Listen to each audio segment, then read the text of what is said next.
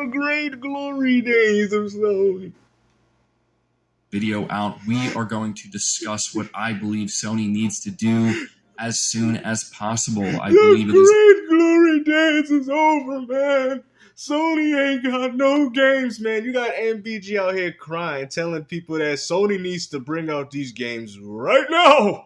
It's time for Sony to show some new games. Absolutely necessary at this point in time, and that is to simply reveal new games. Woo! Even Sony fanboys are feeling it, but y'all sitting there telling people, oh, we're not feeling anything. We're enjoying our Ghost of Tsushima and God of War Ragnarok and Forbidden West. That's what you ponies are saying. But you got the biggest PlayStation fanboy in this community telling you that Sony needs to start revealing some new games, bruh. Show, whether it be an actual showcase or state of play, focused on revealing new games. And I want to specifically emphasize the word new. The reason why I want to emphasize this word in particular is because we are just coming off of the PlayStation 5 Pro technical presentation. Room is the price point, which we've talked about at length. But it's the fact that they're showing that price point with this console while also showing the same exact games, man. The games that a lot of you PlayStation diehard fanboys have been accustomed to, man. You know, you're trying to tell me that PlayStation 5, all they did is sat there and said, you know what, we're going to remaster the controllers, we're going to remaster the games, we're even going to remaster the consoles. This is what, so we're even going to remaster the CEO. But there's another, in my opinion, problem with the way Sony went about showing off this console. It is new hardware, and I think a new hardware, old games. Base expectation that people have when new hardware is being shown is new games alongside it. Now, that's what made the situation, I think, even more awkward with the reveal of the PS5, like Ratchet and Clank Rift Apart, Spider-Man 2. But again, these are all games that people have likely played already. Tell them MBG. You know, I'm going to tell you something, man. As big as a PlayStation fanboy that Dreamcast got, MBG, and Marlon Gaming Nation is, bro, I'm going to tell you something, man. I really do think Porter Rocker is going to take the Corporate Slave Awards this year, bro. Because, I mean, this dude can't say anything bad about Sony. I mean, as much as a fanboy this dude is, he can at least address the elephant in the room and say, hey, man, Sony, we need to start seeing some new games, bro. Like, I get it. You showing this new piece of, you know, gaming technology in regards to PlayStation. But, man, what does it really mean if we're not going to have any games to really utilize this PlayStation 5 Pro? We could look at something like Spider-Man 2 and say, well, hey, that's a from-the-ground-up PS5 game. And while that may be true, even what they decided to show was so minimal and so brief, it really couldn't get anybody that excited. Woo! Because it's just, again, it's just like a 10-second, like, here's a comparison, somewhat zoomed in, and now we're going to move on to another game that you probably have already played. Embarrassing. Right? And I think and believe that most people, if not all people, who currently play on PlayStation, no matter how mad they are at the Pro, the reason you play on PlayStation is for the games. Woo! Right? Tell them. You see?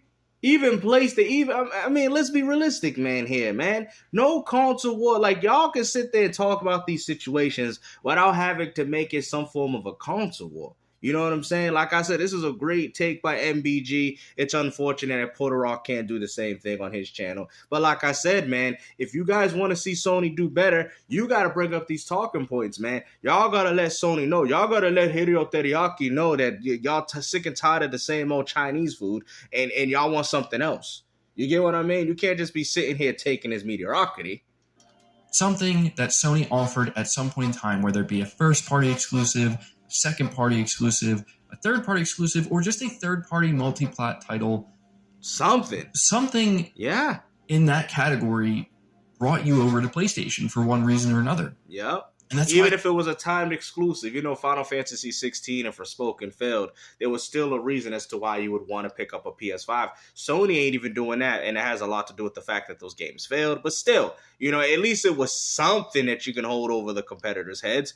But the only thing that you guys are saying now is that, we're playing Xbox games. Except Xbox gamers are still playing the games better. They're playing it through Game Pass. They're playing it more accessibly. I mean, at the end of the day, bro, what are you PlayStation gamers really winning at? Seriously.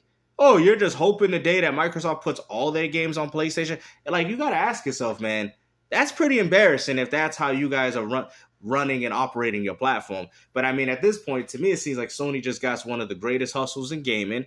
They know they don't need to make games, and they could just rely on GTA 6 to make like 99% of the money that they're going to make through their subscription service. That's it. Sony will still continue to do that as long as they're making that type of money with Grand Theft Auto 6, and they will. I think it's just so awkward to see how this is playing out, because what we are basically witnessing is Sony saying, here's new hardware, the most advanced console ever made, the most powerful console ever made, also by far one of the most expensive, but we're not going to show you new games. Wow. And so it just really adds salt to the wound, I think. Yeah, and they could have showed it with Death Stranding too. They could have showed it with something else, guys. I mean, come on, man. I mean, MBG's right. The good news is that apparently next week, if rumors are to be believed, Sony is planning on doing just this. And I just feel like this is something that can easily be kind of overcome, like I said, if Sony just gives people what it is that they want, what they've been waiting for. Not to make... Yeah, but the problem is, though, MBG, you guys are not taking into consideration that Sony can't afford to take these gambles and losses, man. That's what you people don't understand, man. So that's why I try to tell you guys that Sony's done. A lot of people want to say that the Dreamcast was a failure. The Dreamcast wasn't a failure. Sega still was making money off the Dreamcast, but the problem was, though, guys, is the fact that it's not them having the most consoles over its competitor. They sold 11 million in 1 year and 8 months. That's quite a lot. You know what I mean? Especially coming off the Sega Saturn. But people have to take in consideration that when Sony came out with the PS2, with the DVD player, at that point, it was over for Sega. You know what I'm saying? They lost everything. Nobody's gonna see the appeal of buying a Sega Dreamcast if you could play movies. I know, right? Movies. We're talking about gaming consoles, and this is what I try to tell you. It's not about gaming consoles. People don't pick up gaming consoles for games anymore. It's been like this since the PlayStation 2, bro. The PS2 single-handedly destroyed the GameCube. We can't argue and say that the original Xbox and GameCube didn't have good games, but we can't argue that they didn't have a DVD player. I mean, Microsoft added it, but people weren't going to do that. But like I said, PS2 had a DVD player on top of backwards compatibility. As a consumer back then, what are you guys going to upgrade to a console that's way more of a price? It was the most powerful console at the time, the original Xbox, or the GameCube that was spited during the N64, right? So, I mean, a lot of the GameCube sales came from a lot of Nintendo because the sales is very respected in the same ways. But the original Xbox was a new platform. People didn't know if they could trust it. These are the topics that they were having back then. And the PS2, was old reliable. It has a DVD player. Oh, I could bring my old PlayStation 1 games and accessories to the 2. So, of course, that's how PlayStation easily won. But the crazy thing is the PS2 was one of the hardest consoles to develop for. And Sony, but people's like, well, see, but if it was, then why there were so many great games? Because of the install base. Companies was willing to learn the hardware because the install base was large, which means that if they put their games on that platform, they feel like, okay, our games are going to sell way more. But a lot of the games didn't sell that well either. You know what I'm saying? I try to explain this to people. The concept of buying games didn't really start until, let me see, GameFly was like 360 PS3, but I would say people bought a few. But people buying games back then, man, that was a luxury, bro. That was a luxury. People, it's so funny that we got gamers talking, I buy my games. Bro, but Hollywood Video and Blockbuster, bro, your whole life has been nothing but a rental. So when y'all sit there and get mad about Game Pass, oh, we renting games, bro, you getting more value with that than you ever got with Blockbuster, and that was back then. Imagine paying $7, $8 to rent a game for 3 days, and you're paying $20 to get access to day one, day and dates, third-party games, as well as everything else for $20. And y'all complaining. Come on, bro. Y'all didn't obviously grow up in my time frame to understand where I'm coming from with game crazy and all that. But like I said, man, gaming has always been about renting, and this is the reason as to why we're noticing it. Again, people have never bought games, man. I'm sorry, I hate to keep emphasizing on this, but no generation people bought games. I'd say the generations that I know people bought games, right? I would say some of the NES, some NES, Super Nintendo, I think they bought them a lot. Yes, I think Super Nintendo was one of the consoles that people bought a lot of games for. 64, they bought selected titles. GameCube, selected titles. The Wii, selected, like I said, selective title. Even Wii U, selective titles. So there you go. Nintendo's out of the question. Now let's talk about Xbox. Xbox, yeah, they bought thing, but mostly for just Halo 1 and 2. Move on to the 360. This is when Microsoft had a lot of its success, and people did buy a lot of games during the 360. They just didn't buy them on PS3. You know what I mean? Because Gears of War, Halo, Fable, all these games was doing well on the Xbox 360. So 360 is up there with the Super Nintendo in regards to people buying things and buying games, right? Xbox One and PS4 around the corner. People were buying, like I said, selective games, Destiny, they were playing those games, man. I remember, bro. I was a part of that generation. I remember people weren't really picking up games like that until PS4 came around. So this is how the platforms go. Super Nintendo, 360, and PS4. Those were the generations where people bought games. And I think PS4 did well with the exclusives because at the time they had way more higher install base than Xbox. 2, these games was new. A lot of people just started adopting these franchises. And also 3, free-to-plays didn't really hit its stride until much later after. So that's why those exclusives. Now, if you notice, since these free-to-plays have gotten their successful drives, Apex, you guys know the list of games I'm going to mention, these PlayStation exclusives are not selling anymore. So that means that these games only sold because at a time there was really no competition. And there was a huge fluctuance of multiplayer games. There was. So maybe somebody's like, hey, I want to play some single player games. And Sony had something to differentiate themselves. Now they don't. Because now you got the Nintendo Switch. Remember, this was all going on before the Nintendo Switch came out. It was just getting its stride. So people, and then on top of that, I do think a lot of Nintendo Switch owners, Nintendo owners wanted a next generation fix. So obviously they opted out for the PS4 instead. So there you go. So there's a lot of explanations as to why the PS4 sold well in exclusives. Now PlayStation is not seeing that same success with the PS5 because Nintendo Switch gamers are comfortable playing in single player games there, and multiplayer gaming has finally fully took over, including free to plays. That is what's going on here. It sounds like Sony hasn't been delivering games, or that, there hasn't been a myriad of games to play on the PlayStation 5. That would be very disingenuous to claim. But we kind of have reached that endpoint where the only games that are left to release are Until Dawn Remake, which, I'm going to be honest, there's not a whole lot of hype around that. And also Lego Horizon, which I don't know how much excitement there is around that. It doesn't seem like there's that much. Some people are interested in it for sure, but it's not really saying much. We know about games like Death Stranding 2 and Wolverine, but beyond that, we don't really know much else. And even with told you those 2 games I just listed, we have yet to see anything from Wolverine that wasn't leaked. Wow. We have yet to see anything in some kind of official capacity. And when it comes to Death Stranding 2, and when you hear about Xbox, you hear more about their games. You feel what I'm saying? The takeover has begun, bro. As much as you people want to keep denying it, it's over. And the Dreamcast wasn't a failure because Sega couldn't continue on. It could have continued as long as they wanted to. The problem is, though, they were not going to get back into that market share.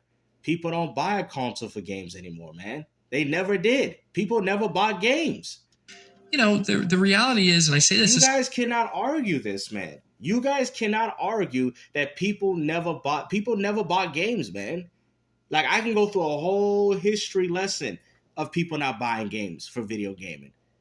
So this is why most games now have to push through this live service and subscription, because that's what appeals to the casuals. And also, too, back then, gaming was very expensive. You think people had $80, $90, $100 to buy an N64 cartridge? And also, too, I want to break this down, too, as well, because I like to flex my gaming knowledge.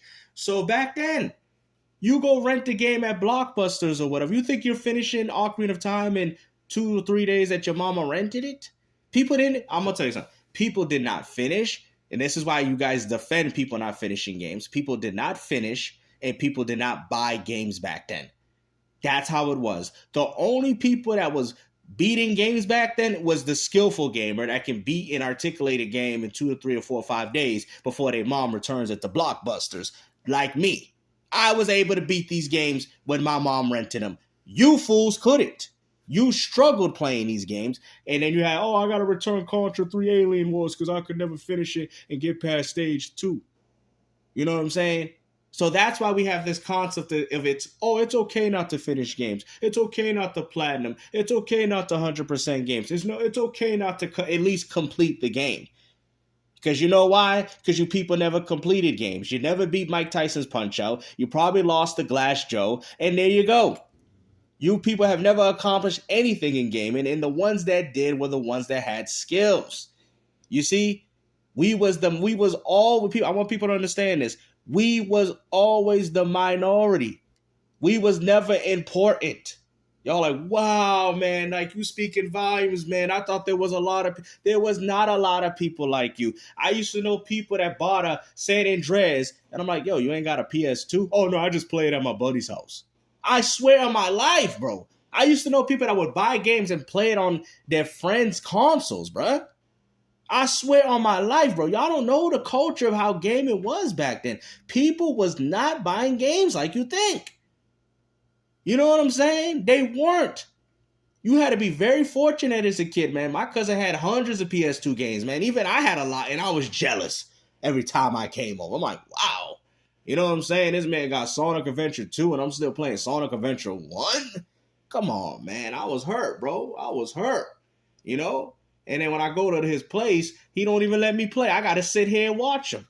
You know, y'all don't know the gaming culture back then, man. When you get so good, you know, I went from playing Tails, you know, to now being Sonic. That's how it was. You had to earn your stripes, man. You think you're going to play on somebody else's Sega Genesis and they're going to let you run as Sonic so you can get everybody killed? No. You played as Tails. You the one falling around hitting the little things. And he was older. So that was a part of the culture back then. You feel me? Until you earn your stripes. And there you go. That's how gaming was, man. And it was such a beautiful time, man. It's something that we'll probably never get back to, right? Because you people don't want to learn nothing. Y'all don't want to complete games. Y'all are just testing stuff. Y'all are just testing stuff, man. You know, I think what we're going to have now is we're going to have the next generation of hardcore. And I think that's the completionist gamer. And I think that's the one that plays a lot of these modern games. And also the fanboys. You fanboys have taken the spectrum of the hardcore gamer because, one, you're passionate. Hardcore gamers are passionate. But you guys lack the open-mindedness of playing other platforms. That's the difference between a hardcore gamer of my period and a hardcore gamer now. So Fanboys is the new hardcore, guys. I want people to understand that. They are the new hardcore. We don't exist no more. We're dinosaurs. We're extinct, okay? Our type of gamer is extinct. They're the new hardcore. They're the ones that, you play Fortnite, y'all play that, y'all don't play these exclusives. That's some hardcore gaming stuff. That's something a hardcore gamer would say. You just play one game, you don't play other games, you just play this, right? But we would play different other games on other platforms, and we enjoyed other platforms. Fanboys is the new hardcore, and the ones that play, and then you got the mainstream gamer, then you got the casual. You got the casual as well. And then you got the mainstream gamer just plays mainstream games. And then you got the casual gamer that will kind of just dabble in everything, but don't really finish anything. So, like I said, this is the game. This is the gaming community, man. You know, and you fanboys are not holding it down because you guys are supposed to be the hardcore. Y'all supposed to, and y'all ain't holding it down, man. Y'all creating console wars, controversies amongst each other. You guys are equally a part of the problem. You're not inspiring these gamers to do anything besides look at you fools and say, look at these dummies fighting over plastic. You know, back when we was gaming, the hardcore people playing Final Fantasy 11, they made fun of you. They would mock you. They would do these things back then. But guess what? You got good. They respected you. Nowadays, you get good at a game, they call you a loser. Like, that's what they say. Somebody who's extremely excited for it, it's not going to be a game for everybody. I think that's fairly obvious.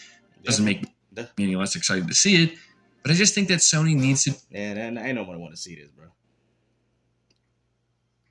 And you do the same. I felt like it was important to have this discussion because it is unfortunate that as we are seeing this new hardware revealed, Sony don't got nothing, man. Sony can't continue with a PlayStation 6, 7, and 8. A 6 is definitely in development. Sony's definitely planning because GTA 6 is going to save everything. GTA 6 is going to save console gaming. But hopefully you guys enjoyed this video, man. Like I said, take care. Peace out.